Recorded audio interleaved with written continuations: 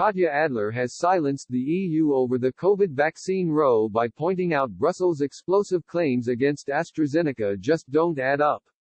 The BBC's Europe editor made the claims in a blog explaining the EU's vaccine fiasco, as the bloc grapples a supply shortage and painfully slow rollout of the jab.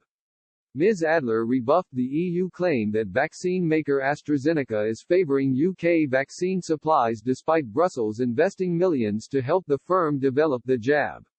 Last week AstraZeneca, the British-Swedish firm, announced it would be unable to fulfill demand to the EU for several weeks due to unexplained reduced yields in its European supply chain. Brussels has reacted furiously to the news and has demanded the firm adhere to its contractual agreements. They have made several bold claims and demands, and have even threatened to ban vaccine exports. But Ms. Adler has pointed out some of the claims made by the bloc are simply not true. She said the claim by Brussels it had invested €300 million, £265 million, to help AstraZeneca develop the vaccine and to produce the jab in mass quantities has been grossly exaggerated. The journalist said, in reality, Brussels has yet to hand over a substantial lump of the promised amount.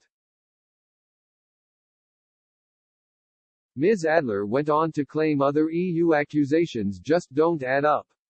For example, she pointed out the EU signed a contract with AstraZeneca 3 months after the UK did, which allowed less time for logistical issues to be ironed out.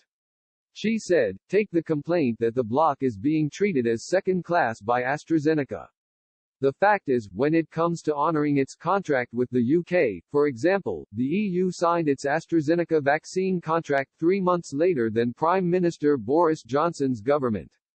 AstraZeneca has also claimed that it has a best effort agreement with the EU, rather than a 100% commitment that the desired amount of vaccines would be delivered by the end of March. The EU is desperate to ramp up its vaccine rollout, as the bloc is falling further and further behind on its target to inoculate 70% of all European adults by the summer.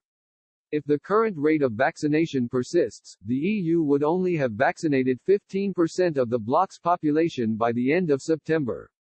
The European Commission is getting criticism from all sides for the slow rollout, with European media outlets firmly landing the blame at Brussels' door. German newspaper Die Zeit led on the charge earlier this week when it claimed the EU's vaccine bungle was the best advert for Brexit. It accused the bloc of acting slowly, bureaucratically and being protectionist.